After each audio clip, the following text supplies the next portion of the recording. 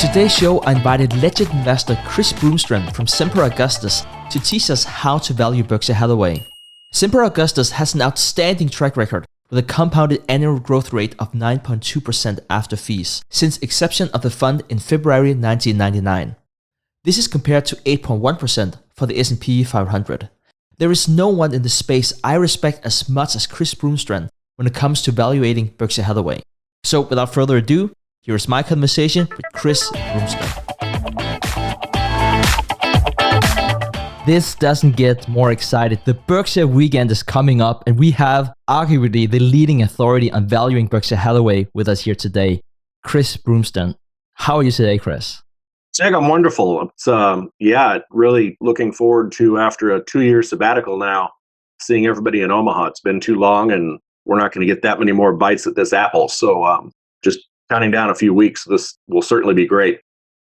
Can't wait for that weekend. But Chris, every year you write these wonderful letters to your clients, and I'm just holding one of those up to the camera here, and you can just see how thick the letter is, and I'm even printing like 2 pages on one. And in the most recent, you wrote 124 pages plus appendix, if I might add, not only about Berkshire Hathaway, but about so much more.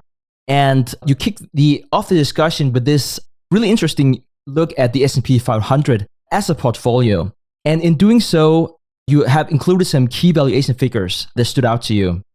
Chris, could you please elaborate on this and perhaps relate these valuations to historical figures?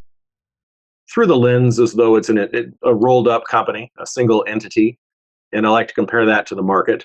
What you wind up seeing here in the last couple of years as the S&P has been so strong is a lot of measures, and I run this on a common size basis. So I run $100 in sales and calibrate everything to that. It just makes it useful to really visibly see margin structure, and for that, then all of your ratio and relationship figures make sense. But we're sitting here now with the market closing the year at an all-time high, trading at mid-20s to earnings on a book basis. You're 5 to book, you're over 300% of sales, you're 3 times revenues. A lot of those are all-time highs. And what's really interesting is profitability has continued to surge broadly for businesses. So you've got a very high ROE. Again, profit margins are an all-time high. So you've got the S&P earning a high teens, let's call it 18 or 19 multiple earnings. A lot of sectors were very strong. The energy sector is largely recovered, and that's always a big swing factor as the oil and gas prices drive higher and lower. So you've really rebounded smartly and very strongly from the pandemic year. You take the 60% of profits that are not distributed as dividends for the S&P 500, and those retained earnings are not driving growth CapEx. They're not driving R&D. What they're doing is buying back shares, and you've seen roughly 3% of market cap repurchased each year, but you're not getting a 3% reduction in the share count, of course, because on the front end, executive compensation is so driven by stock options and restricted shares, performance restricted shares, that you've got a 2% giveaway on the front end, and again, nearly a 3% repurchase. And so when you've got a market trading for north of 20 to earnings, your earnings yield is less than 5%. It's close to 4% at year end. And I would argue that even with the debt cost of capital very low, portion of those repurchases financed with debt, because dividends plus repurchases, the repurchases are in excess of the amount of retained earnings. So we've seen a leveraging of the corporate balance sheet. And I'd argue that's not good for shareholders. And it's a huge advantage to say, yeah, you're retaining 60% of profits, but you're buying back shares at a 5% or a 4% earnings yield. You're not reinvesting at that ROE. And when you take through the lens of a Berkshire, the business retains all profit, and over time, they'll make intelligent redeployments of capital, and they really do earn their ROE on retained capital. And you can see, kind of consistently here for the last 20, 25 years, the return on equity of the business hasn't altered much. There's cyclicality to the profits, and you've got to tease out some of the short-term distortions. But the ability to reinvest is a huge driver of incremental return and long-term shareholder return. And broadly speaking, these businesses that make up the market do not do that. And they've won the war in the short term by driving the share price higher and making themselves rich. And if your average CEO is on the job for less than 5 years, the mission is often to get the stock price up, and it's not to reinvest for a 20-year and a 30-year horizon. Warren Buffett is famous for saying that most investors shouldn't pick individual stocks, but should rather own the S&P 500 index. Given the current valuation of the index, what are your thoughts on whether most investors should still pursue such a strategy? And could you, in continuation of this, elaborate on the 5 components you consider to make up the return of the S&P 500?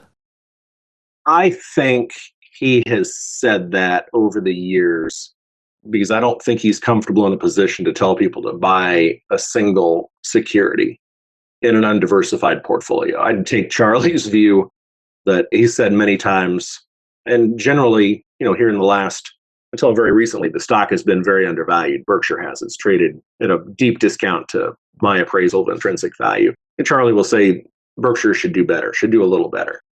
And I think that's right. I think the notion, and it's correct, and I would have the same advice for the uninitiated investor, the non-professional investor, the 401k saver, the strategy, if you will, of dollar cost averaging from a paycheck every couple of weeks, every month, however you do it, and buying shares of a low-cost index fund, eliminating frictional costs, the management fees, is a really intelligent program. You're going to wind up buying some shares when they're expensive, as they are today. You're going to wind up buying some shares when they're fairly priced. You're going to wind up buying some shares when they're cheap. And at the end of the day, you'll have paid probably a reasonably average price. And if your very long-term returns, because you've paid an average price, mimic the long-term return of the market, which they should, you wind up with a decent return. And you're not trying to jump in and out. You're not trying to chase different market caps. You're not trying to chase different growth factors. You're not trying to, run internationally. You're not trying to outsmart the market. And so for that dollar cost average, it makes sense. For somebody that has serious capital and has saved for the institution that is, allocating big chunks to passive, the problem you have is a period like today when the overall stock market is priced so richly that the long-term return, 10 years, 15 years, prospectively, stands to be far lower than the long-term return. High single digit, call it a 10% return for the broad market. By my math, you're going to maybe get half of that. And so what I did in the letter this year, and it's an interesting exercise, is took the last 10 years for the S&P and simply broke down the components of where return comes from. And really just 5 ways. You've got sales growth in dollar terms, which are affected by any increase or decrease in the share count. If companies are net buying back their shares and they've bought back 0.7% per year for the last 10 years on average. Again, remember, they're giving away 2% on the front end, but you've had a share shrink, and that's accretive to the shareholder. You get the real drivers, and certainly in the last 10 years, the real drivers have been change in the profit margin and change in the multiple to earnings. And add that to whatever your average dividend yield spits out your total return. 16.6% for the last 10 years.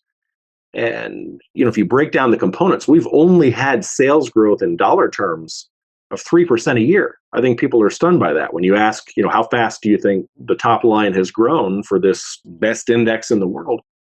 Matches nominal GDP. You add to that the shrink in the share count, and so you've got 3.7% growth in sales per share, but you've had an expansion in the profit margin from just over 9% to 13.4% at year end. The PE multiple, which was the real driver, expanded from a 13 multiple at the end of 2011 to 23.6 using operating earnings at the end of the year. And that added 6.4% to the return. The margin added about 4% to return. Your dividend yield, 2.4. So here you are trading, per your prior question, with the market stretched by any fundamental measure. And you've now seen the dividend yield driven down to 1.3%. It's not because companies have cut their payout rates. It's because the price paid for what's now record earnings are so high. So I would conjecture from year end forward, tell me how those five components will progress. And in nominal terms, holding aside any prospects for long-term durable inflation, very high levels of inflation, which would then lead to higher nominal growth in dollar terms. But simply in nominal dollars, if you assume a 3% continued growth in the top line, and your share count's going to shrink by another 7/10, 5/10, what have you, add to that a 1.3% dividend yield, and you can get to a 5% return. But from a 13.4% profit margin, which is an all-time record, we got up to almost 9% in 2000.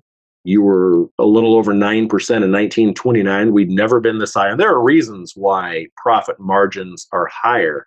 But to grow from 13.4, convince me how you're going to durably drive the number higher. Similarly, on a mid-20s multiple to earnings, you've got to have some combination of rising from a 13.4 margin and a 23.6 multiple.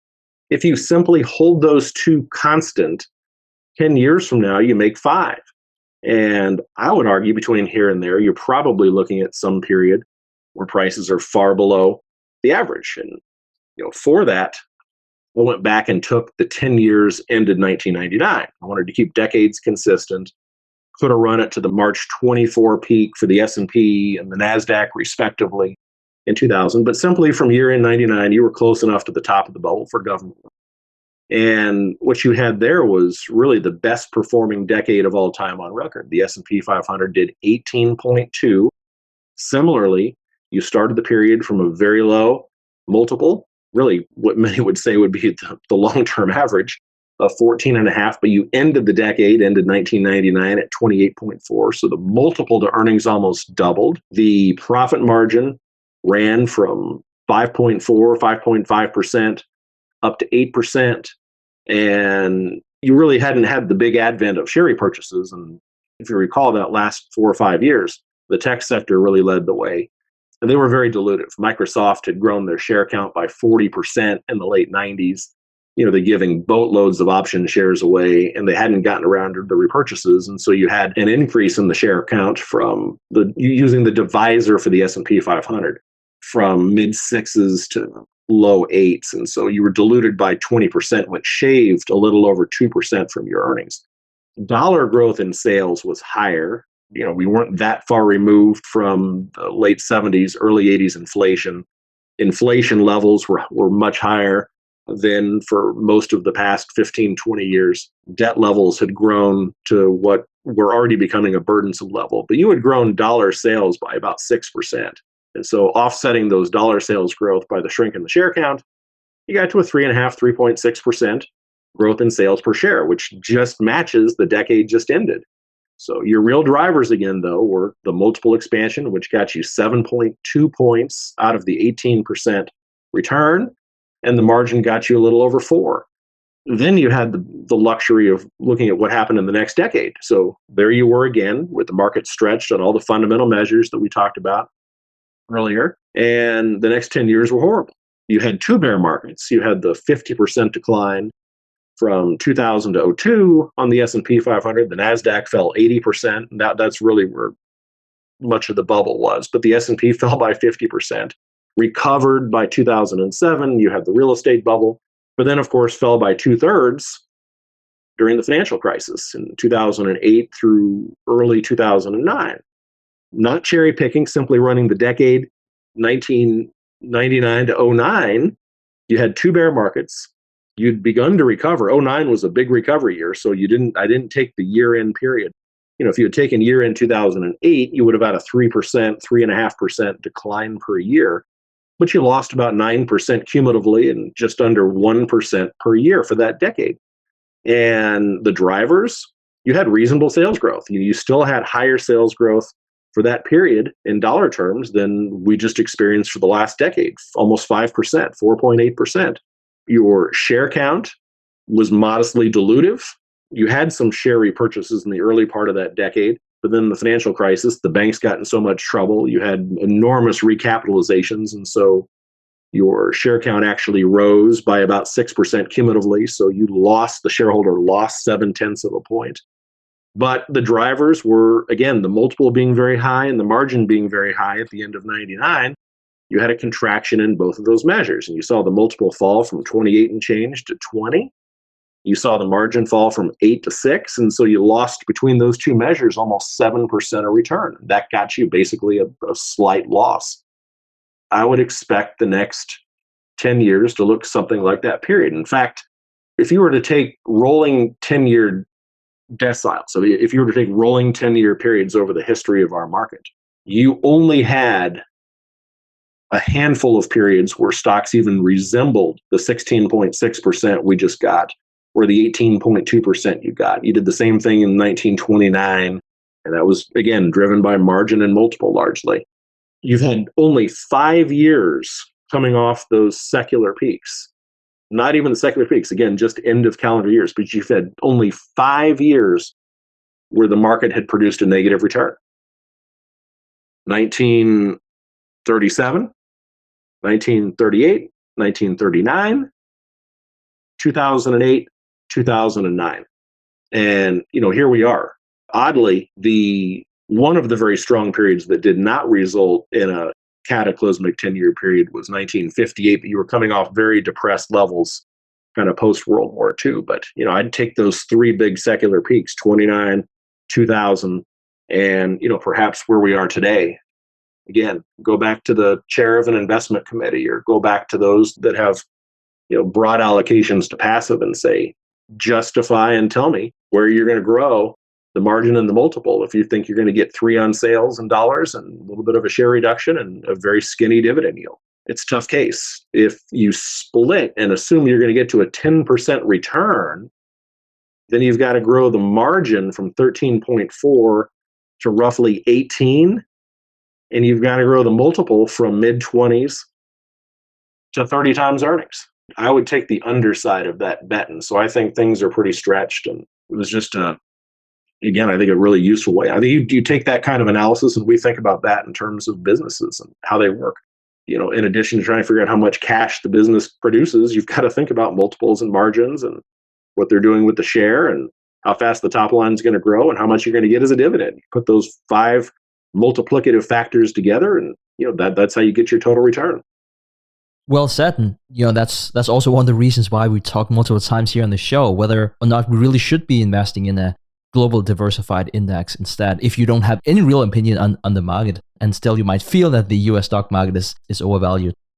Well, I would add the end of that analysis, it was a little bit of digging under the hood to determine kind of how much of that 16.6 came from the big 5 tech stocks. And so I included the individual stock analysis for those 5. And it was a remarkable 10-year period. That 5 group collectively, on a cap-weighted basis, earned 29.8%. It was stunning. And it didn't come from the factors you would have thought it came from. Well, I mean, it did. But it did not come from any expansion in the profit margin as a group. The margin actually contracted. That really was...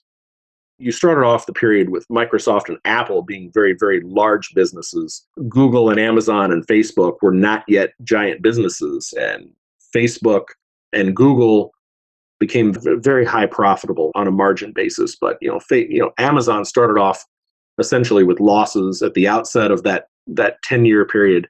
They were running a margin of just over 1%. They ended at 5. It's conceivable they wind up at 10 if you kind of put together the moving parts of their business.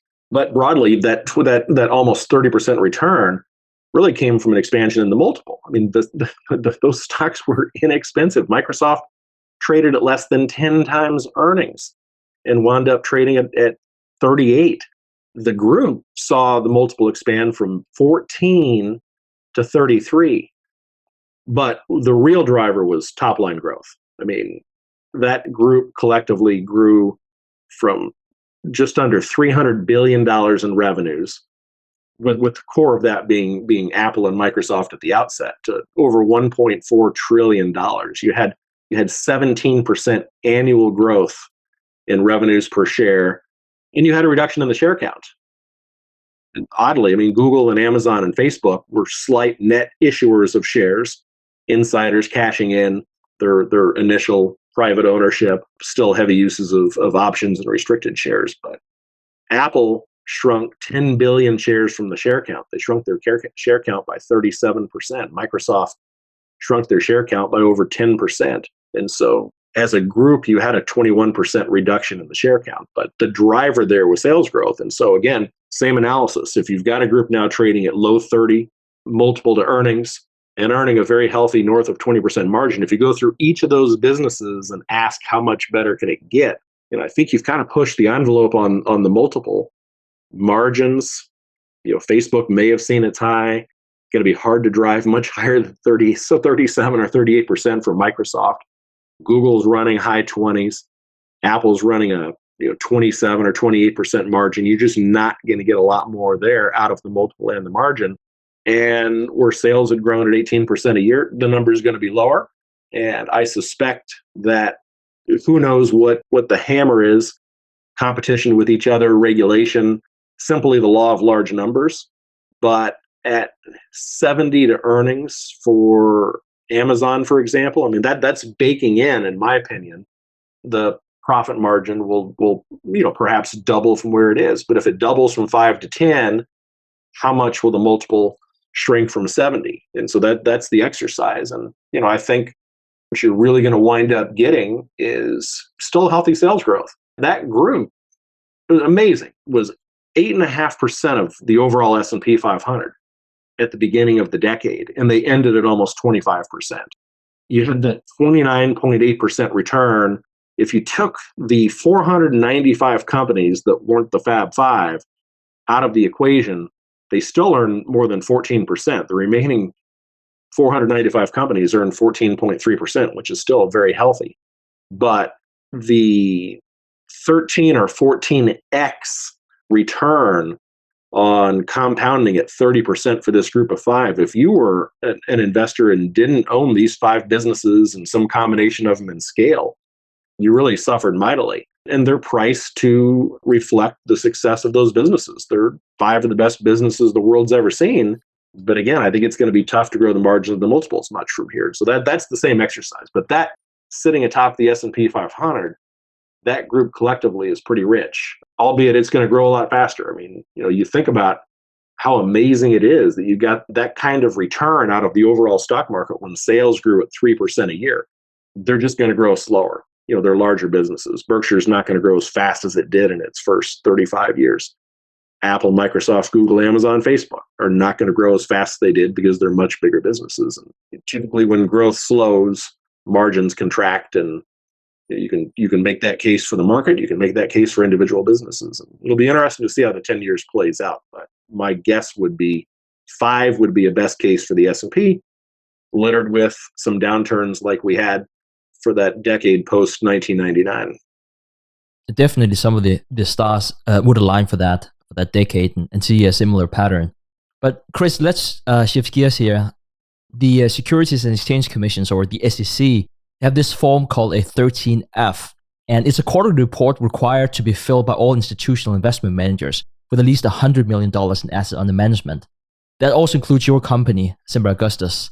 And many of our listeners are avid users of Desaroma, TAP Finance, and other sources where they can see what thoughtful investors like you are buying and selling. So I can't help but ask, what can the public see? And perhaps even more importantly, what can't the public see in those 13F filings? That's a really important question. We've had folks knock off our portfolio. It's public, we file, and it's a dangerous thing because there are aspects that are very misleading. We all know that because Berkshire listed in their annual letter that they've got a $7+ billion investment in BYD. Some may know, some may not know. They've got a small investment, just under $1 billion in Diageo. They own a little Australian insurance operation, IAG. They've got a couple other holdings. They've got the 5 Japanese trading companies that have been really good investments on really in an expansion in their multiple over the last couple of years. But that's $8+ billion now that you don't see. So Berkshire's got, of a $350 billion stock portfolio, there's $15 billion, let's say, that you don't see. So it's not that big of a deal in Berkshire's case, but it's interesting. You see with Daily Journal, obviously Charlie has taken the margin loan, and interestingly, he's just resigned as chairman of the board of Daily Journal, but will stay on the board. But Yeah, he's got a position in some Chinese companies that had trimmed back his BYD, but they've got, I think they've probably got an investment in Tencent. They've got Alibaba, and neither of those you see on the 13F. Our filing, we have probably, well, we've got about 20% of our capital invested in non-US headquartered companies. And I've got 3 that we disclose. So 2/3 of our international holdings, which is a decent chunk, probably 15% of our capital, are not on our filings. The 13F does not include any cash. And other than portfolio implementation, we don't tend to keep a lot of cash laying around. But if a new client comes in that's not an institution, institutions like to be fully invested. But for an individual, a family, we tend to try to only buy when we're buying. And so, there's a period of time that we'll have cash on the books for those clients, and that gets rolled up into the composite. But it is not disclosed on the 13F.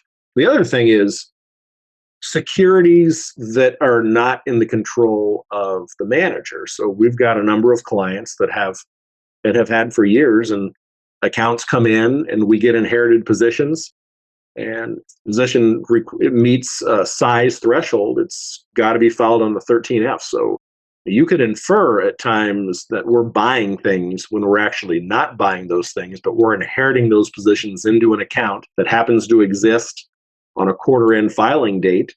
And whether that name stays in the portfolio or not, is really a function of that client relationship. We will keep things for basis reasons, waiting for a tax step up at death, for example. So if you look at our 13F, we really have about 25 kind of core positions in the portfolio, and our 13F has far more names.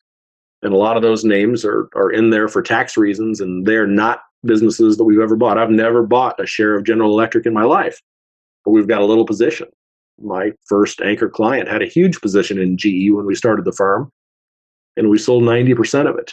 But there's a trailer there in some taxable accounts where, again, kind of this multi-generational planning, we're waiting for a tax basis step up. And the investor that pulls the 13F and sees Semper owning GE, or Tom Russo has a partner in the firm, and they have completely different portfolios. And so you couldn't infer, though, that Tom owns all of those names. They're just dynamics inside of businesses where 13F can be misleading. I think, in most cases, it captures a lot. But then in the case of a global investor that has a small allocation to US, you look at the 13F filing and say, well, this guy only owns 1 or 2 stocks. But you're missing the 90% of the portfolio that exists outside the United States that are not on the SEC's required disclosure list. So there was a proposal a couple of years ago that would have raised the dollar threshold for disclosure. And I like to see what other investors own, and there's some utility to that. But from a management standpoint, I'd rather raise the dollar threshold. If you would have indexed when the 13F filing was required to inflation, a lot of those portfolios that you see on platforms like Datarama would not exist there. Unless we were running $1.5 billion, or I don't even know what the number would be now. Maybe it's $5 billion. You wouldn't have to disclose your holdings to the public. So there's pros and cons, but buyer beware and observer beware. So I think it's a great question that you asked. Thank you for saying so, Chris. Appreciate it. Berkshire Hathaway has been making moves here in recent weeks. And this is recorded March 30th, so who knows what will happen whenever this goes out. But first, they were disclosing they're now 14.6% ownership plus warrants, if I might add, of Occidental Petroleum. At today's stock price, worth a bit more than $8 billion. And then the all-cash deal, $11.6 billion of Alleghany. And the latter was the biggest deal since 2016, when Berkshire Hathaway bought Precision Castparts for $37 billion, including debt. Perhaps let's first start talking about Alleghany. The company is involved in insurance business. They also own small operational businesses, steel market, toy factory, even a funeral service. What are your thoughts on the Alleghany acquisition? And to paint some color around this, I could also say it was bought at 1.26 book value, at least based on the end of year numbers, and a 16% premium to the stock price at the time it was announced. I've owned Alleghany since, March of 2020. We picked up some names that we wanted to own for years. The insurance sector, most things got hammered. So I've had about 2% of our capital in Alleghany, basis in it of under $500 a share. So, seeing it go at 126 a book, it hasn't traded at that multiple in a while. I think Berkshire's getting a really fantastic deal. There's, to your point, we'll see what happens. You've got another week and get another couple of weeks. There's a shop period where Allegany's management can go out and find another suitor, not pay a breakup fee to Berkshire, if they take another deal. Really, the logical acquirer of Alleghany is Berkshire. Berkshire can do things that other insurance companies cannot do. Similar to the Gen Re acquisition in 1998, what you'll see if they get this deal closed is the combination of insurers, Alleghany, that collectively write about $7 billion in premium. $5 billion of that is Trans Re. And then another couple $1 billion split between RSUI, which is a really just a gem of a wholesale specialty underwriting operation, and then a little tiny cap specialty that's really not been a great business for the 20 years or so that Alleghany has owned it. But collectively, you're going to pick up $7 billion.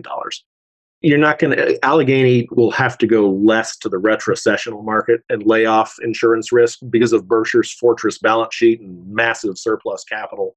They can retain a lot more of that business. And that's something that no other acquirer could do. Alleghany has a little bit of debt on the balance sheet. You've already seen the rating agencies move to increase the debt rating. Again, back to the strength of Berkshire's balance sheet. If you take Berkshire's insurance operations, they don't carry debt in the insurers. There's debt held at the parent level and other subsidiaries, but there's no debt in the insurance operation. My guess is Berkshire would pay off the debt. The real advantage, the huge advantage that Berkshire has that, again, no other insurer has, is because of Berkshire's massive surplus capital, statutory surplus, into the year at $300 billion. Collectively, Berkshire only writes $70 billion in premium. 40 plus of that is Geico. Auto insurers can write $3 of premium for every dollar of capital. So even if you give them 2 to 1, you assign $20 billion of the 300 to Geico.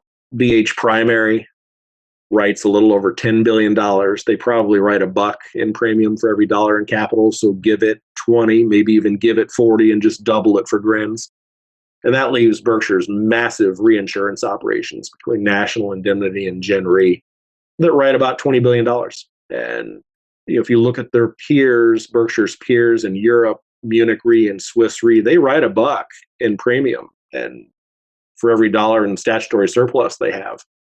But they can't invest in stocks. They've got 4%, 3% of their investment portfolios in common stocks. And every time you get a major disaster or financial crisis, they've got to recapitalize. And so they've just been really lousy businesses, but they overwrite. Berkshire's had this disciplined underwriting all the way back to 1967 with National Indemnity. They won't write business when it's overpriced. And in being judicious, the surplus capital has built up to such a degree that Berkshire can have a $350 billion common stock portfolio, almost all of which is inside the insurance operation. So what Berkshire's getting in this $11.6 billion acquisition is picking up $13 or so billion in float, but what they're getting is a $22+ billion investment portfolio that Weston Hicks had. Weston just retired at year end, and he's been just a superb CEO. If your listeners aren't familiar with the Alleghany annual letters, you may not see any more annual letters after this year if they close this deal. But Weston wrote, in my opinion, outside of Mr. Buffett's early letters, I think Weston's has been in the last decade probably the best investment letter written by a public company CEO. It's just superb. Of that $22+ billion, they had about $3.5 billion in stocks. Berkshire is going to flip the proportion. And, if they run Alleghany's investment portfolio on par with kind of how they run the overall insurance operation, you're going to be able to run the stock portfolio up from $3.5 billion eventually to maybe $16 or $17 billion. Well, the delta from earning, let's say, 4% on bonds to earning a high single-digit return conservatively on a common stock portfolio, you'll pick up $600 million in additional investment income that other insurers can't run that heavy in common stocks. So I think that's a massive advantage. And I think what you'll see, you mentioned some of the businesses, Jazzwares, they've got the steel business. So as a insurer with some surplus capital, Alleghany has built out this Alleghany Capital, which is a collection of private businesses. I think they've done a great job. Weston bought some phenomenal businesses. I know he had a couple guys that were sourcing deals, and so if you were to look at the ongoing profitability of those companies, for a number of years it was masked by the fact that they were effectively paying finder's fees to these two brokers to source businesses. Once those commission tails paid off and once these businesses matured a little bit, you saw the ROE of that collection of businesses, which consumes about 1.3 billion of Allegany's total capital. Companies earning 12 on equity. Weston would tell you, I think, anybody in the game of trying to find control positions in private businesses will tell you how difficult it is today, given how much money is sloshing around in private equity. So you'll likely see if Berkshire closes the deal, every dollar of profit not retained. They won't build out that Alleghany Capital business. Berkshire will do that from the Omaha perspective for the holding company, and they'll buy more private businesses. But you don't have to grow that Alleghany Capital business in a world of very high control premiums. I mean, there were a couple deals that were, I think, bidding wars with Markel, and Markel won.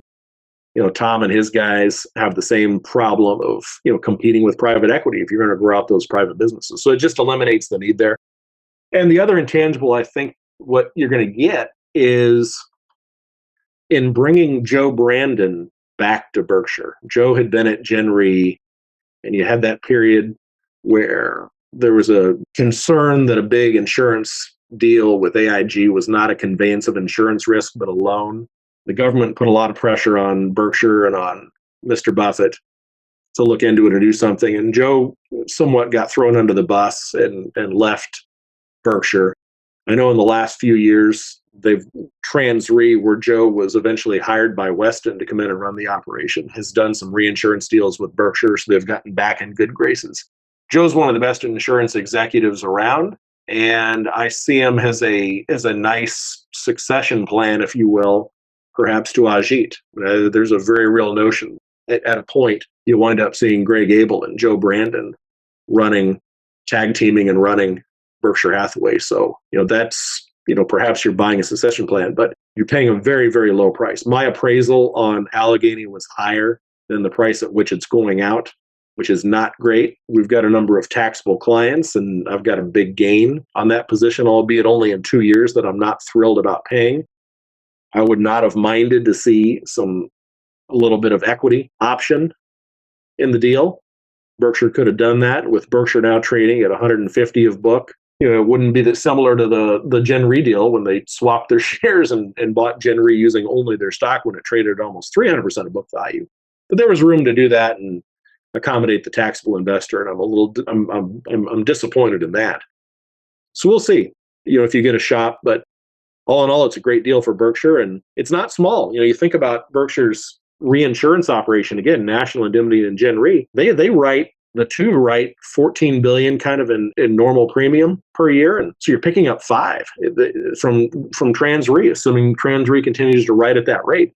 The other thing is, very interestingly and very beneficial to Berkshire at the bid, is roughly 3/4 of Trans Re's business is proportional reinsurance. You've had a very strong, hard market in the last 2 years. We had all the hurricanes and weather storms, pandemic costs. And so reinsurance in general had a pretty rough stretch. Well, they've taken price, and on their property lines, they've been getting 20% for the last 2 years. The January renewals were very strong, and in proportional, you tend to see a lag on profitability. So that book of business that's coming with Trans Re is going to be a lot more profitable than it's been in the last 2 or 3 years. And similarly, you've got RSUI and you've got Cap Specialty both taking price. RSUI is underwritten at a combined 85%. Their underwriting margin's been 15% for the 17 or 18 years that Allegany's owned. It's just been a phenomenal investment for them. Trans Re has generated a 10% return, and Cap Specialty, again, was suffering a little bit. They sell into small mid businesses where Berkshire doesn't have a lot of business. So it's a nice complement, and they're also like getting price. So you're picking up $7 billion of premium volume and a bunch of investment assets with Berkshire's ability to spend those assets differently. And it's a great transaction for Berkshire, and it's an okay, good transaction, I guess, for Alleghany. So let's continue talking about Buffett. It's always a pleasure reading his letters, even though as opposed to your letter, it does not include analysis of how much the stock price should be. But all joking aside, Chris, you follow Berkshire Hathaway perhaps closer than anyone else in the space. What stood out to you, if anything, in Buffett's letters to his shareholders? Well, the letter's gotten shorter. I think it was 11 pages. Thrilled that at 91, Mr. Buffett's still writing. He's taken to thanking folks. I love the orangutan comment about teaching. The collection of Berkshire Hathaway letters over the years have been such a valuable teaching tool. When students and young investors ask me for reading recommendations and books they should read, well, the first thing any investor ought to read is the history of Berkshire's chairman's letters. There's so much there in terms of how business works, and I think just an ethical and a moral approach to investing. And so, Mr. Buffett's been a teacher, much like his mentor, Ben Graham, was a teacher. And Charlie's comment about teaching that Mr. Buffett wrote about the orangutan effect, where if you sit and teach an orangutan your most cherished idea, at the end of the session, you'll have a confused primate, as he said it, but you'll come out of it, a lot wiser for articulating your thoughts in a teaching format. I thought that was great. There weren't a lot of surprises in the letter. The proxy came out after the annual, and much has been the case for my 2-decade plus ownership of Berkshire, going back to February 2000. The proxy and the annual meeting tend to get used by various progressive groups. Last year featured a couple of climate proposals. You've got a couple of climate proposals on the books this year. One's an exact repeat. CalPERS is back, and what they'd like to have Berkshire do is have each of the subsidiaries, all of the subsidiaries, checkbox kind of their ESG and their climate report. And Mr. Buffett in the letter and Greg Abel had a 2-page in the appendix that I thought was terrific, highlighting what Berkshire is doing way above and beyond their competitors. The vast majority, almost all of Berkshire's carbon emissions are in the railroad, BNSF, and they're in BHE, the collection of electric utilities and distribution assets. And Berkshire is leading in both businesses. And because both of those companies have public debt, they file their own SEC filings. They have their own Qs. They have their own Ks. They have, for years, they've had very broad, informative climate discussions. Berkshire has massively reduced its reliance on coal. Half of Berkshire Hathaway Energy comes from renewables. There's no other utility in the country that's even close to that. And they articulated that, and Mr. Buffett talked about it in the letter. Again, Greg did. And, with these climate proposals, again, it's just lunacy. You've got the most insane proposal I've ever seen, and that's a group that would like to see the chairmanship and the CEO position at Berkshire separated. Now, I'm all for separating that role at a lot of businesses, but you don't do it here until after Mr. Buffett's gone. He has said that once he's no longer serving as CEO, if they take him out in a pine box, if he retires, that role will be separated. So you've got a guy that owns the voting shares of a massive block of the company. He has run it like a founder since 1965. He's run it more ethically, more morally than any public company you can see. And why the proposal? It just smacks of lunacy to me. So I get frustrated with the proxy, as does management. And they've got a terrific board. We just saw Wally Wheats added to the board, which was great. Chris Davis and Susie had been added as well. Interestingly, that was not mentioned in the annual, but you saw it in the proxy. Wally's going to be a great steward. He owns a big block of the stock. He's owned it for years. He's there in Omaha. There's just a lot of good. And again, I hope at age 91, I hope, if Mr. Buffett shrinks his letter by 1 page per year and we can get a 1-pager when he turns 100, that'd be super. I'd love to see him in that seat for as long as possible, and just seeing he's not going to write a 30-40 page letter anymore and teach. His teaching has been done. The wisdom is there if you want to go get it. And I think anybody that goes back and reads the archive is going to wind up being a far better investor for it. And just, seeing the 2021 letter added to the collection of the others is just icing on the cake for me. To your point there before, especially the earlier letters, so much wisdom.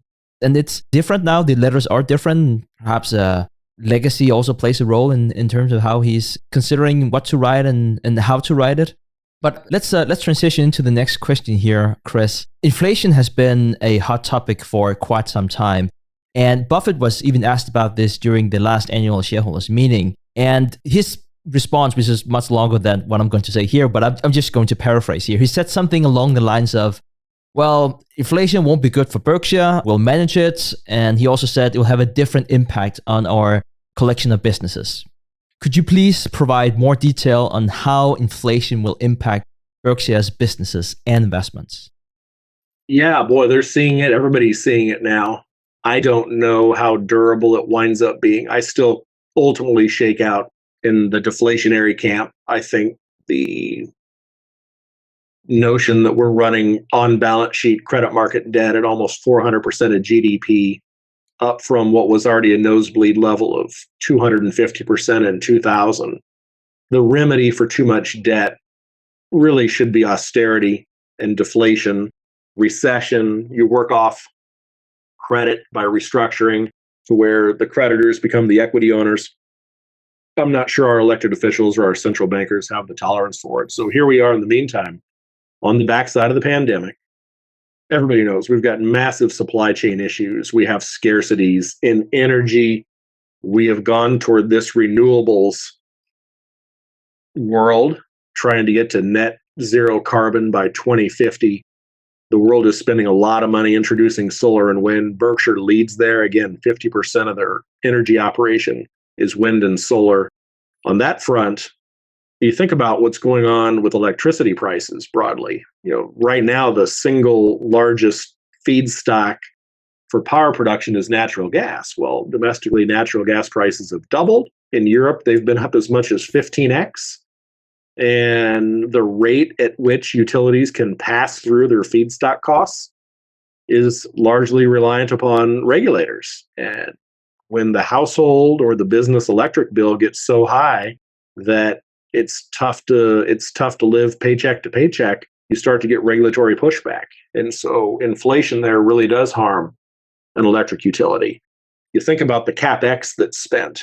Berkshire has spent over $70 billion in CapEx against mid 30 billions in depreciation expense since they've owned their collection of utility operations. That delta is driving the wind and the solar. It's driving the build out of the grid. And they're getting a regulated return, call it a 10% return on those CapEx dollars. Again, they're far ahead on wind and solar. And so, if you've got the conventional utility that's still very heavily reliant upon coal, and coal prices have skyrocketed because we have a shortage of power productive capacity. Natural gas prices have risen. Well, Berkshire's in the catbird seat, at least for the moment, because the feedstock cost of the wind and the sun does not go up. That is not an inflationary feedstock cost. Now, the cost of building out your CapEx gets exponentially higher, and whether the regulators are going to let you get a regulated return prospectively really becomes a question. Berkshire does a nice job hedging its other feedstock costs. They're not going to be out of coal for a couple decades, but they've already cut their number of coal plants in half. You've got long-term contracts that are all written with price escalators. Some utilities will have better price escalation clauses than others. But the utility operation in Berkshire's case sits in a far better position, I think, than the collection of other utilities. And that's really the first place that you go. You saw utilities really struggle in the 70s. They couldn't raise prices enough to keep up with inflation. And so the returns on equity capital dropped off. The construction costs simply got very high. The railroad is another place where in the 1970s, it was a terrible industry, extremely capital intensive. Maintenance CapEx always runs in excess of depreciation costs. And it got so bad by the end of the 1970s that under the Carter administration, we deregulated rail intelligently. And the Surface Transportation Board and the government was no longer in a position to set price. And that later got modified to where the industry began using a cap-M approach to pricing and was able to raise prices further. Well, you had an executive order a couple of years ago by the Biden administration that's on the books. There was just a hearing a couple of weeks ago that effectively would allow what they call reciprocal switching, allowing a customer, and the ag industry loves this, the chemical industry loves it, the ability to go shop for competing railroad to come supply. Well, if you've got a single line running past your farm, your silo, by your chemical plant, you're it. I mean, if you're in Burlington Northern's territory, that's the single source provider. Well, insanity to let CSX or the Union Pacific come in and bid to carry freight and use your rail. It'd be like going to General Motors and saying, you guys are going to need to let Tesla build cars in your plants and subsidize Tesla in that fashion. So we're going down the path of price controls, and you've got a business that's working very, very well. The U.S. rail system is the most efficient rail system in the country. And to see a pivot towards re-regulation of an industry that's working just fine, it is not absurdly profitable. If you look at Berkshire's returns on capital in the group, it earns, kind of low teens returns. They are not price gouging. They're running it very efficiently. With all of the variable cost in a rail, the ability to quickly raise price is not as immediate.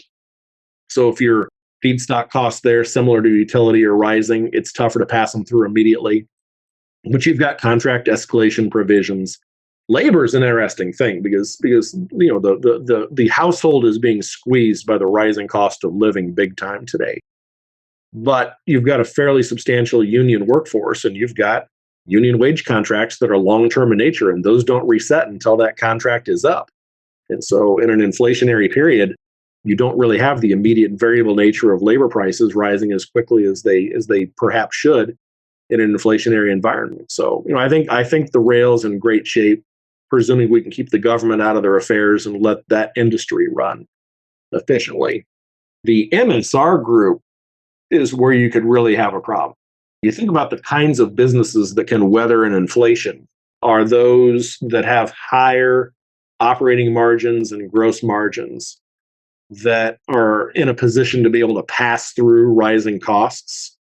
Berkshire's collection of MSR businesses are largely lower margin businesses. In some cases, don't have the immediate ability to pass through to customers because the customer can't bear the price increase. And so you saw some discussion in the MD&A this year about inflationary pressures impacting some of those businesses inside MR. That I think that's going to be worth keeping an eye on as to how that group navigates if this inflation proves persistent beyond perhaps the next 6 to 12 months and you get high inflation for a couple of years. You had a really terrific recovery. That group, I'd lamented my inability to fully reconcile where the equity was in each of the subsidiaries. And after a lot of years of trying to put the pieces together, I think I've got a pretty good grasp on how much equity is in that MSR group now. They've had a big improvement in profitability. They did some restructurings broadly in some of those businesses, and you've seen a big improvement in profitability. Where the group, the MSR group collectively, just posted in 2021 its best record profit yet, and could very well see a decline in profitability this year for some of this inflationary pressure. Then that leaves you the insurance operation, which, thank goodness we've got a property casualty operation versus life. Berkshire's in such a unique position for the stock portfolio that we just talked about. You think about this run up in interest rates and credit spreads. Your longer dated, long duration bond portfolios are underwater this year. And that's what you had in the 1970s. Property casualty runs shorter liabilities than does life. And so the typical duration of a property casualty bond portfolio is something like 4 or 5 years. It's more like 7 or 8 years in the life business. You think about the nature of where inflation is rearing its head in property casualty today. Auto claims, they're very expensive to fix cars.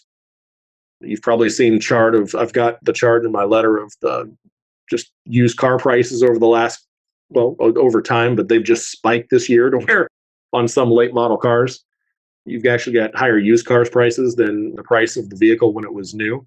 There's such a scarcity of chips that auto manufacturers Deliveries are way down. The cost of getting parts, the cost of labor are very high. The good news about writing shorter tail property lines, about your auto lines being short tail in nature, you think about an auto policy.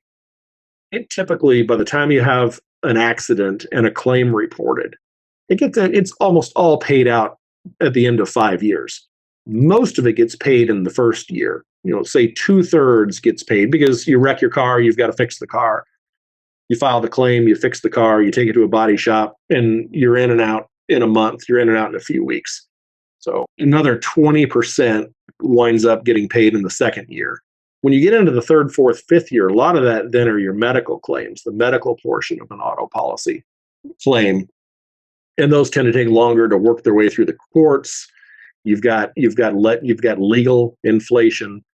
But the good news there is, as long as you've got an accommodative regulatory environment, ergo, ditto your rail industry and ergo your utility industry, as long as your state insurance commissions understand that your profitability is suffering mightily because of the increased cost of paying claims, you're generally allowed to re-rate. You've seen some rate taken this year that should offset. But if you get a durably high inflation, the 1970s were just as they were with utilities and just as they were with the rails, a really lousy environment, a really lousy business to be in. It was a very high underwriting losses for many, many years in the 1970s and early 80s. You think about the retroactive business that Berkshire writes, these long tail asbestos policies that are capped at a price level. Well, again, if legislation and the cost of claims becomes inflationary, you wind up paying your losses that are capped over a shorter duration period of time, which means Berkshire gets the use of the float for a shorter period of time. So that's a place where durably high inflation would harm the business. I think the business is probably better off in terms of reserves against statutory surplus. Berkshire's the winner by far on that platform. So you go back to the bond portfolio that Berkshire doesn't have. I mean, they've got $20 billion in bonds and a $350 billion stock portfolio. They really don't have a bond portfolio. To the extent they've got fixed income plus cash sitting there as insurance reserves, they had $90 billion in cash in the insurance operation alone year end, and only maybe 16 of the $20 billion in fixed income. So you do not have duration risk there. If we get durably higher interest rates, Berkshire does not lose on that front. And I think where you could lose on that front is the stock market doesn't do well. You get top 5 or 6 businesses make up almost all of Berkshire's stock portfolio. And randomly, I mean, the top 5 are all up this year. And so Berkshire's going to show an accretion on book value and earnings from stocks, even though the S&P 500 is still modestly negative and the NASDAQ is down by more. Apple was up for the year as of yesterday. The other big 4 or 5 positions, Kraft, which is carried as an equity method investment, is up for the year. So, but if you get a period where stocks don't do well, and they did not do well in the 1970s, that stagflation was not good for the stock market. It was good for a stock picker.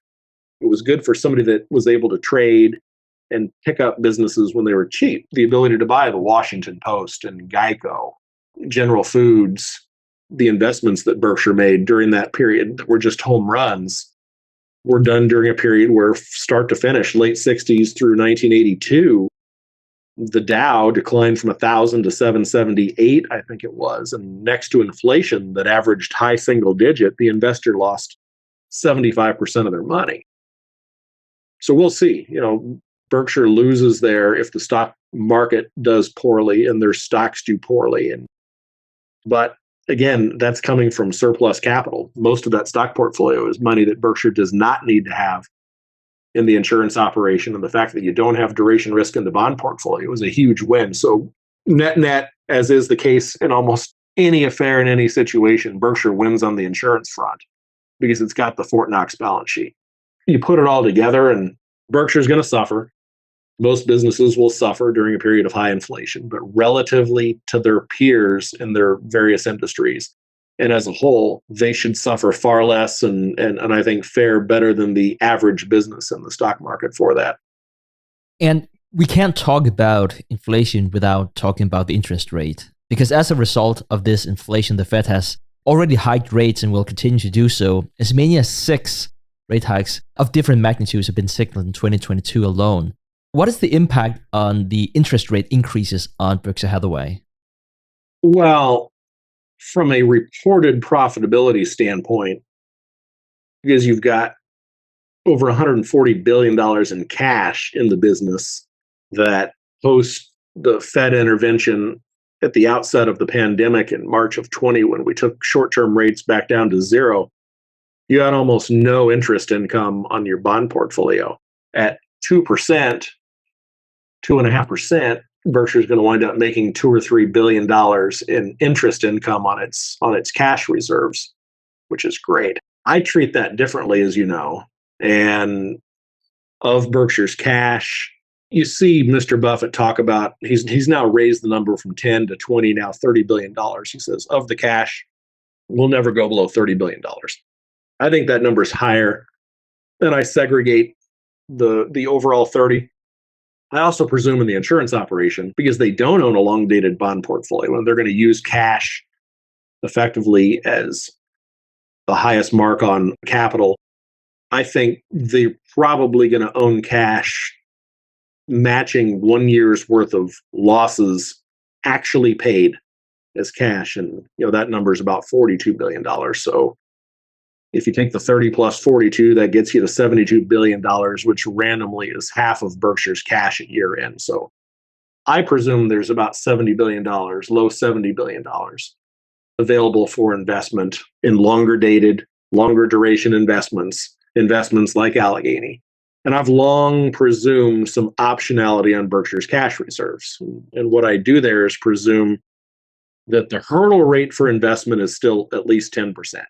But because they're not going to make investments today on a time value of money basis, I presume they'll make 7% returns on that portion of cash that can be invested. From that hypothetical 7% return, I subtract whatever the bill rate happens to be. So if at year end, we wind up with a series of rate increases and we're at 2% on T-bills, I'm only going to assume that Berkshire is going to earn 5%, the 7% minus the 2% on the cash reserves.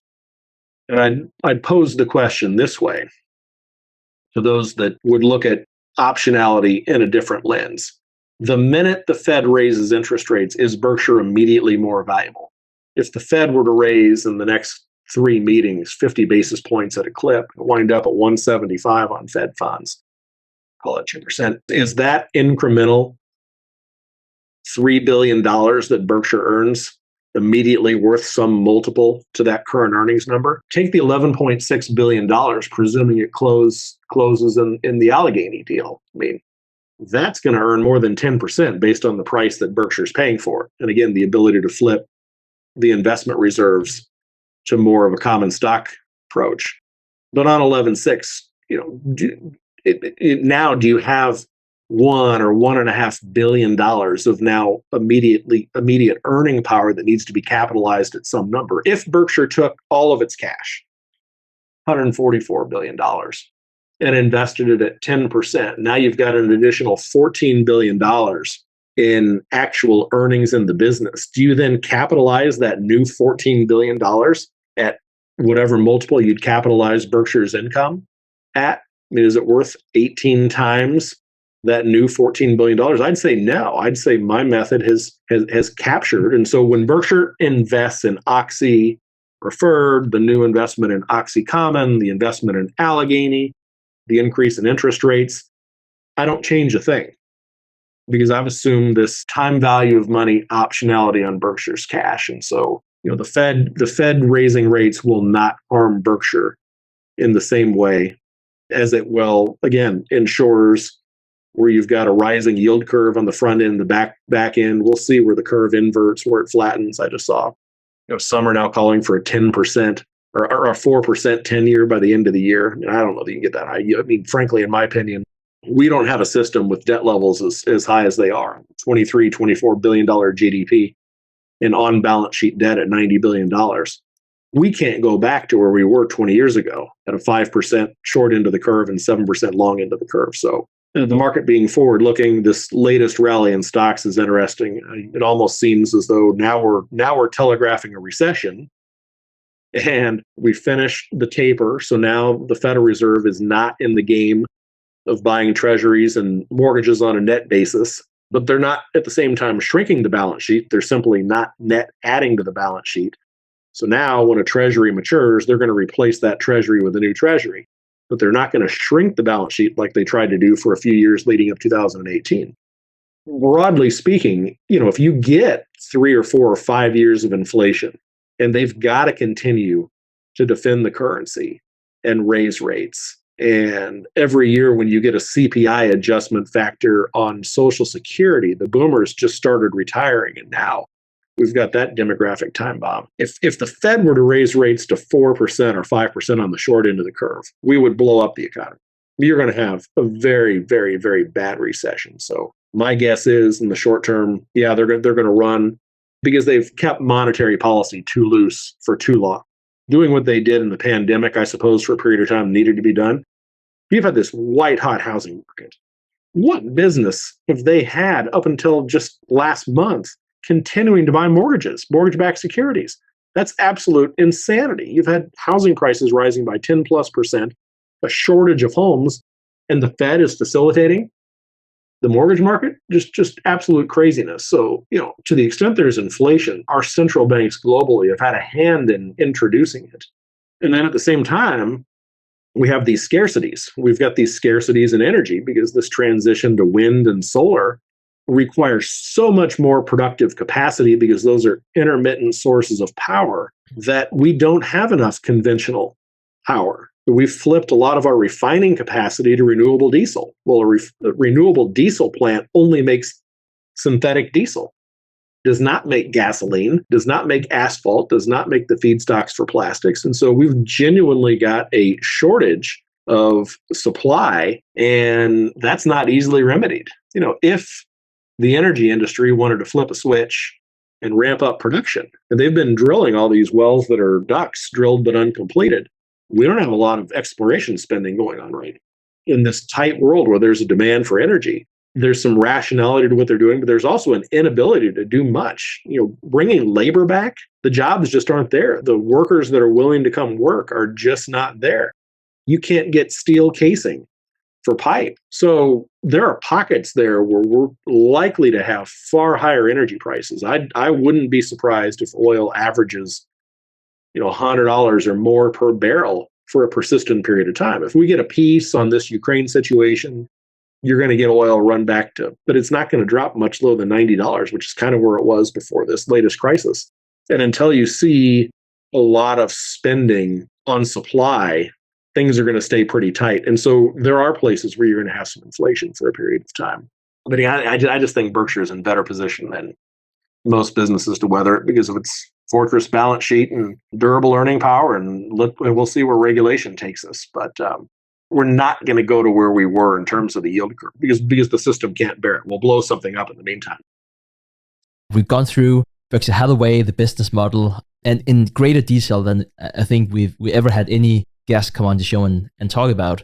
So let's now talk about valuation and expected return. So in your 2021 letter, you have this quote, and it says, "Bearing a deep depression or a hyperinflation, I'd be surprised if Berkshire compounds over the next 10 years at less than 10% per annum." So having said that, could I please ask you to elaborate on that statement and talk a bit about normalized earnings estimates? Well, it's fairly straightforward in that Berkshire's never paid a dividend. Actually, they paid a 10-cent dividend in 1967. But outside of that, they've never paid a dividend. And so if you drill down to what I'd call economic, kind of normalized economic earnings at the business, Berkshire is going to earn effectively an ROE, return on equity capital, of whatever the profitability is relative to the equity capital. And book value is going to get more distorted to the extent Berkshire continues to buy back shares north of book value. You have old assets on the books that in a high inflation period are carried at a lower cost. So book value is going to be less important as a proxy for value prospectively, but still It's a very real thing in the energy operation. It's a very real thing in the railroad. It's very much a real thing in the insurance operation. And those are the main drivers of Berkshire. So retained equity and what happens with retained equity is very important. Yeah, I get to an intrinsic of about a little over $600,000 on the A shares and a little over $400 on the B shares. So, 900 billion and change. I think I think of all the ways that I measure Berkshire, and you've read this in the letter, and those that haven't seen the letter, I go into kind of great detail most years about how I break it out. I mean, I think the two methods that I use to offset each other, some of the parts of the main subsidiary components, and then I offset that against kind of just the main adjustments that an investor would make from a macro perspective at Berkshire, from an adjustment to GAAP earnings. The energy operation, is going to earn a regulated return. $3.5 billion in profits to Berkshire. You just picked up these Dominion assets. I mean, I think fair value there is probably $80 billion. I had a mistake in my letter this year on that front, because in the closure of the Dominion assets, of the pipeline systems that they have, two of them are only 50% owned. And of the LNG Cove Point property, Berkshire only owns 25% of that asset. So we all know that in Berkshire Hathaway Energy, you've got a non-controlled interest. For Walter Scott's, what's now, sadly, we lost Mr. Scott last year in the fall. His estate is still open. He and his wife's foundation will wind up picking up the 7.9% interest in Berkshire Hathaway Energy that he owns, and that's not insubstantial. That's at $80 billion. You're looking at $6+ billion. Greg Abel owns 1% of BHE, so you've got this non-controlled interest. Berkshire has a non-controlled interest of that 7.9 plus that 1% piece. Well, within the Dominion assets, you've got $4 billion in assets and $400 million, oddly, a 10% ROE. You've got a non-controlled interest that Dominion and other investors have retained. And so I was a little high on my earnings estimate, but you take the energy business worth maybe 75 or 80 billion, the railroad earns low teens returns on equity and capital. I carry it at a range of 115 to 135 billion dollars. If you marked it to market, it's a very similar business in terms of track miles, in terms of assets, in terms of profitability to the Union Pacific. Mr. Market values the Union Pacific, last I looked, at about $170 billion. So my number there's pretty conservative. I carry it at a range of 17 to 20 to earnings. They don't retain capital. A lot of the spending that's taken place on building out parallel track, blowing out bridges for intermodal, being able to dual stack containers, a lot of that's been done. And so where during the early years of Berkshire's ownership of that railroad, they were spending $2 of CapEx for every dollar of capital. The cadence has dropped off in the last 3-4 years to where they're spending about 150% now. But, I think that number, again, if Mr. Market is a guy, is fairly conservative. The MSR businesses were just on fire. Last year, the group does 150 billion in revenues. They've got the margin back up to 7% and healthy now, having lagged a bit. The Precision Cast Parts investment has been a bit of a disaster, but they've made some real strides with some of these businesses, and the group is now earning almost 10% on equity again, which is terrific. Again, we'll see what happens with inflation this year, but multiple of a high teens multiple to earnings, that group is worth a couple $100 billion. And then you've got the insurance operation that can be valued multiple ways, earnings power, or simply marketable securities. I take the stock portfolio and I charge $50 billion against the stock portfolio for what you would call overvaluation. There are moments where the stock portfolio is undervalued. There are moments where it's overvalued, but I'm charging $50 billion against it. I think, and then you've got some assets at the holding company. And so you've got almost $30 billion of net assets there. And your investments in Kraft and the other equity method investments, Pilot Flying J, TTI, Berkshire are held at the holding company. You've got some cash at the holding company. You've got some liabilities at the holding company. But there are assets there as well. You put it all together and you kind of get to your number. I would say from a conservatism standpoint, when you add up the profitability of each of those groups, I get to about $48 billion in kind of normalized Berkshire economic earning power. And at 18 times earnings, that's how I get to my intrinsic. No more complicated than that. I would say when you are analyzing the stock portfolio, it's easy to take the market value, make an adjustment for Apple being overvalued or some portion of the stock portfolio being overvalued. But when I'm running through the earning power of that subsidiary, I think most Berkshire watchers know now that we've got unrealized gains and realized gains flowing through the income statement, as opposed to simply realized gains flowing through the income statement. Both are obviously flowing through the balance sheet, of course. You've got to back those out. And so, we all know to then assume that on top of the $5 billion in dividends that Berkshire earns, which is a portion of the $48 billion, there's another 16 or so billion dollars collectively, so 11 to 12, so we'll call it $12 billion of retained earnings on the common stock portfolio, the portion of profits that Apple retains that they don't pay as dividends. There's $12 billion there. When you add up the $5 billion in dividends and call it the $12 billion in retained earnings, and you've got a portfolio that was trading a little under 20 times earnings at year end. So you've got a 5% earnings yield. If you're adding back the retained earnings, and that's it, and you only presume that Berkshire is going to earn the retained earnings, then you're assuming that the stock portfolio averages a 5% return over time.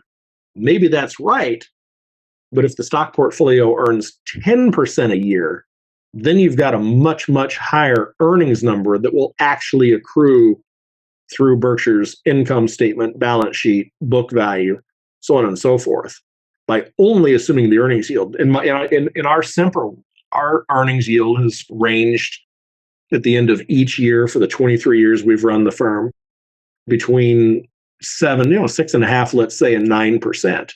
So, but our stocks have averaged just right at 12% a year. You're buying stocks for less than what they're worth, they accrue, but also the retained earnings, back to the earlier discussion, the retained earnings are being invested at the ROE of the businesses. And so, an investor should earn more than the earnings yield over time. So there's a conservatism to that $48 billion that is underappreciated, again, because it's only an earnings yield number. The reconciling method that would be used against the sum of the parts, the largest adjustment there is exactly what I just said. It's pulling out the realized and unrealized gains and substituting then simply the retained earnings of the portfolio.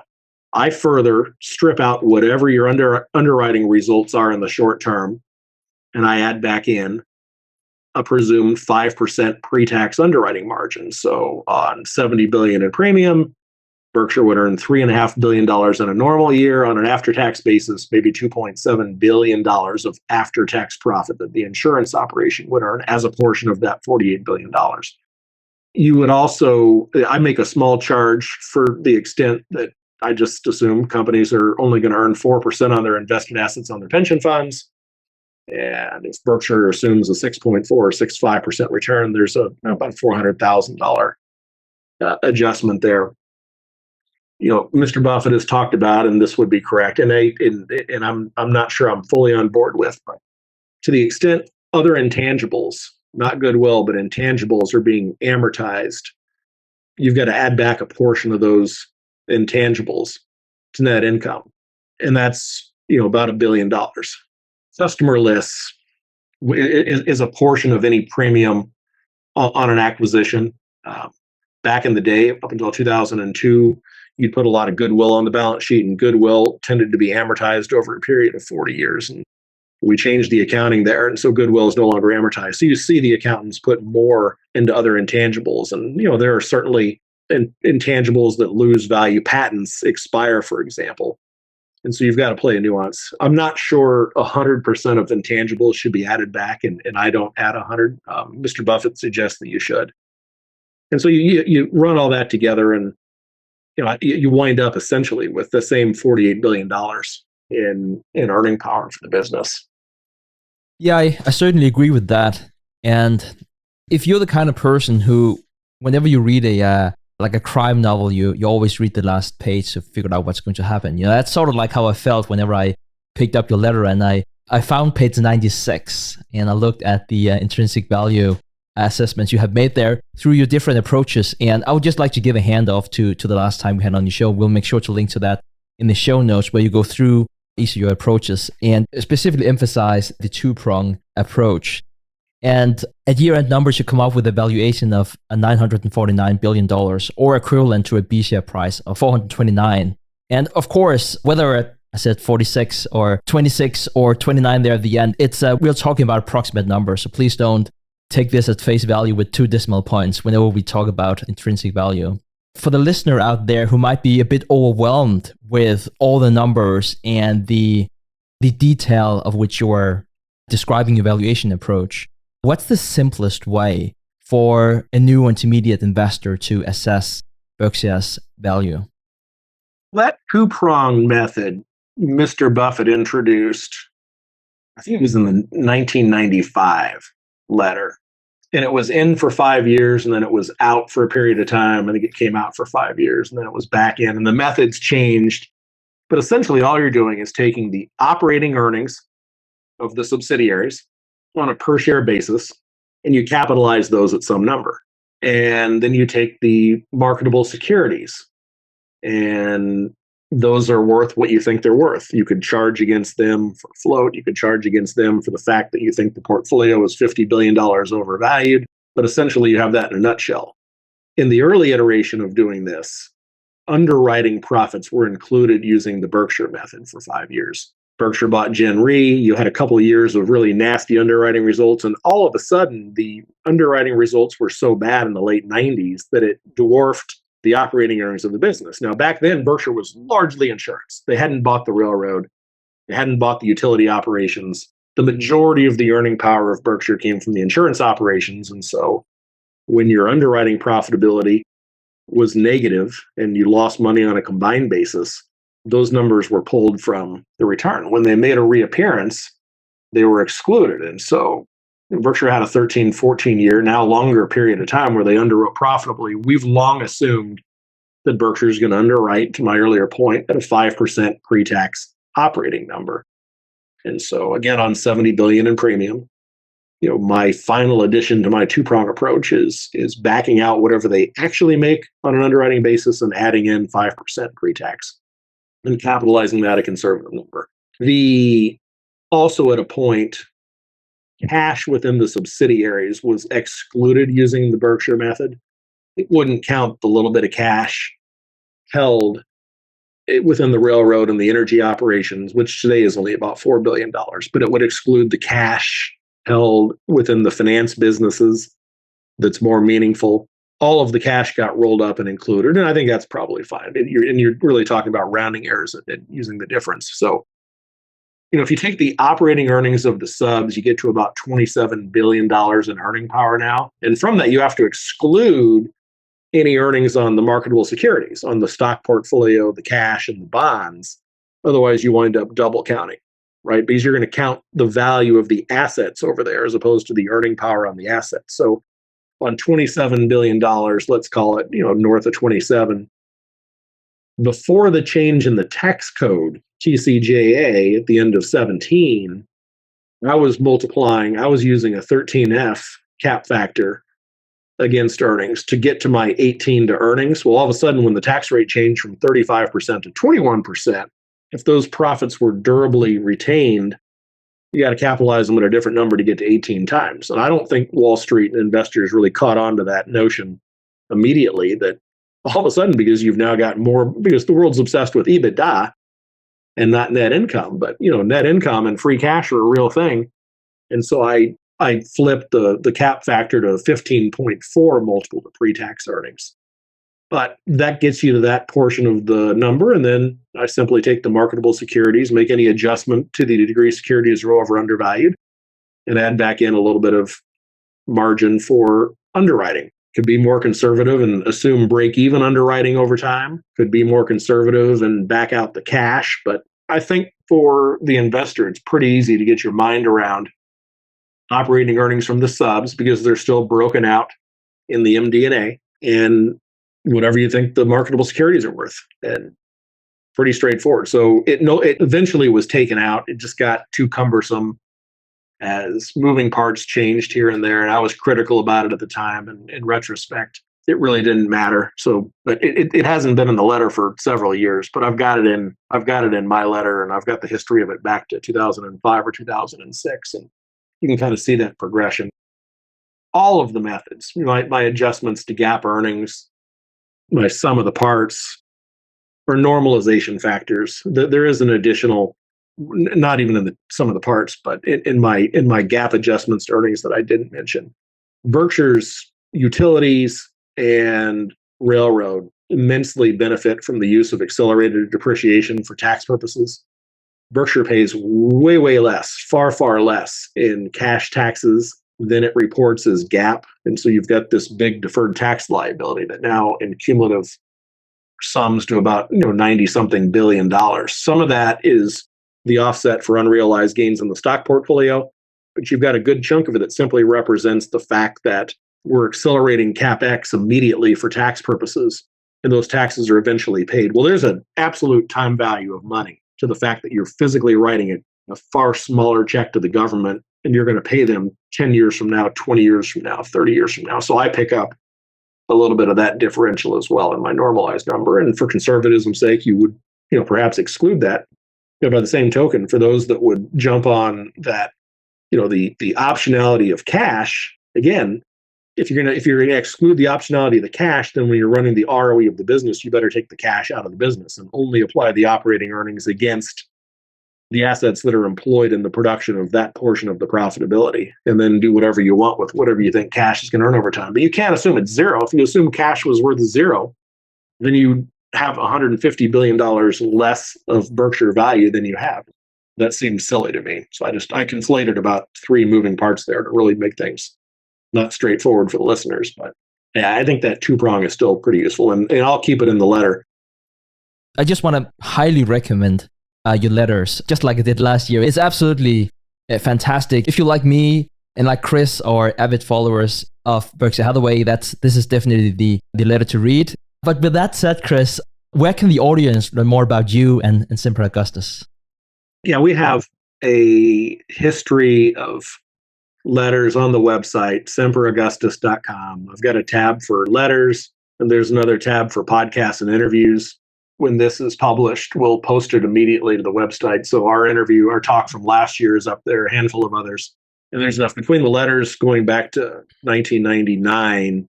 There's a lot of literature there. And I'm on Twitter. I still regret maybe that I'm on Twitter, but I think I'm at Chris Bloomstran. I don't think that's cap sensitive. The website's probably the best place to find us. Perfect. And Chris, I can just say, like you also mentioned in the introduction, it's just impossible to find a better person to talk about Berkshire than you. I'm sorry I can't meet up with you and your crew for this meeting. I would highly encourage everyone who are going to the meeting. I know a lot of your listeners of this podcast would be going. It's been absolutely a pleasure speaking with you here today, Chris. I hope we can do this again next year. Yeah, count on it, and I'll count on seeing you in Omaha in 2023. 2023 or bust. Challenge accepted, Chris. Thank you so much for your time. Have a good one. Thanks, Stig. Appreciate having me on. Been a lot of fun. Thank you for listening to TIP. Make sure to subscribe to Millennial Investing by the Investors Podcast Network and learn how to achieve financial independence. To access our show notes, transcripts, or courses, go to theinvestorspodcast.com. This show is for entertainment purposes only. Before making any decision, consult a professional. This show is copyrighted by the Investors Podcast Network. Written permission must be granted before syndication or rebroadcasting. Thanks for watching. Make sure to subscribe and hit that notification bell so you don't miss out on the next podcast episode. and new investing resources. What are your takeaways and thoughts on this discussion? Let us know in the comments section below.